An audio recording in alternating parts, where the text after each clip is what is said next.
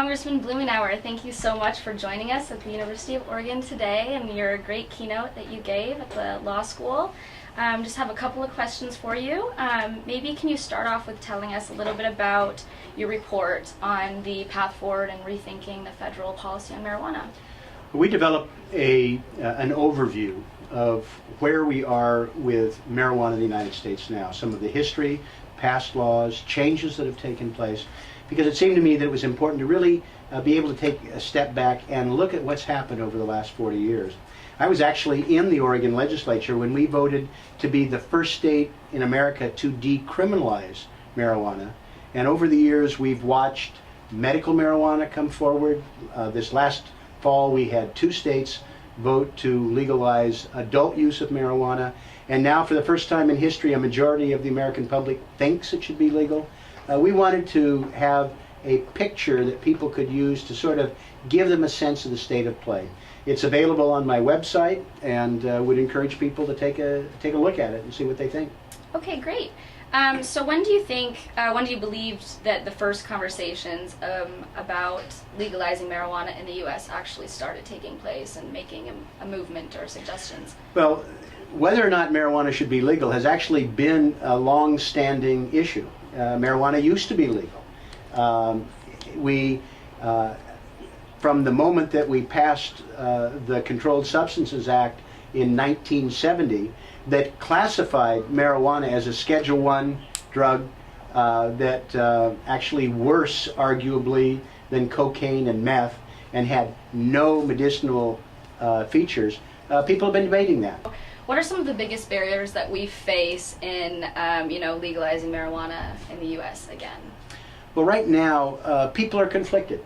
There are deep concerns about the impact that this has on young teenagers, junior high students, and they should. There's evidence that really marijuana, particularly for the adolescent brain that is still developing, can really be very damaging. There are questions about whether this will lead to other drugs, gateway drugs. These are legitimate issues that people should be looking at, but I think to a certain extent it's kind of beside the point. I've never visited a community where people didn't think that a junior high student couldn't get marijuana any time of the day or night in an hour. Right. Never. And the situation we face right now is that there is no framework that enables us to deal with it in a meaningful fashion. We are enriching drug cartels, and we're criminalizing behavior that a majority of Americans think should be legal. And so we've got to work through this. But I think over the course of the next 2 to 4 years, the American public is going to come down very solidly in letting the states do what they want. And most people think the states should legalize marijuana. Right, and so what do you think is the federal government's biggest issue with granting power to the individual states?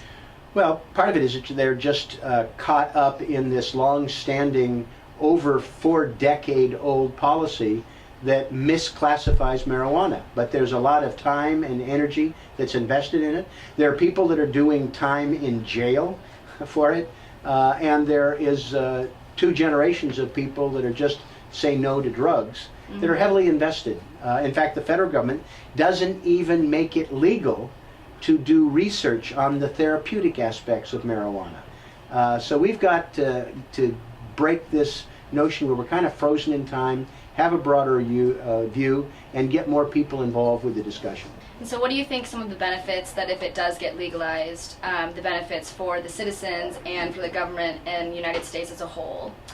Well, were we to allow states to legalize marijuana, we could stop incarcerating. I mean, 2/3 of a million people arrested for doing something that almost half Americans over 18 have tried, and which a majority thinks should be legal. That's expensive.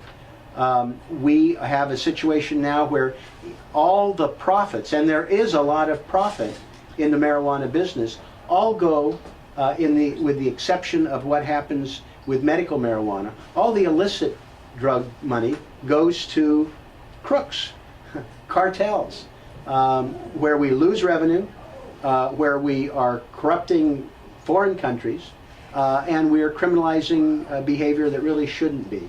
So I think this is a step towards saving money, actually getting some money that we could spend on drug treatment and education, Right. And stop distorting the justice because it has very unequal application in terms of who gets arrested for marijuana use. With states such as Colorado and Washington that were recently passed for the use of marijuana for adults, for them being states similar and close to Oregon with that had a similar ballot measure, that was passed last November, are you surprised that Oregon passed or did not pass, and why or why not? Well, I think if you read the Oregon proposal that was on the ballot, it raised more questions than it settled. And there's no doubt in my mind that if we had been voting on either the Washington bill or the Colorado bill, it would have passed in Oregon. And that's what's important now, for people to kind of do the due diligence to have a good, solid proposal that people feel comfortable with and doesn't raise those questions. And if we do that, I'm confident in the next 4 or 5 years, Oregon will legalize as well, along with California, and then the game will be over. All right, well, great. Well, thank you so much for joining us. My pleasure.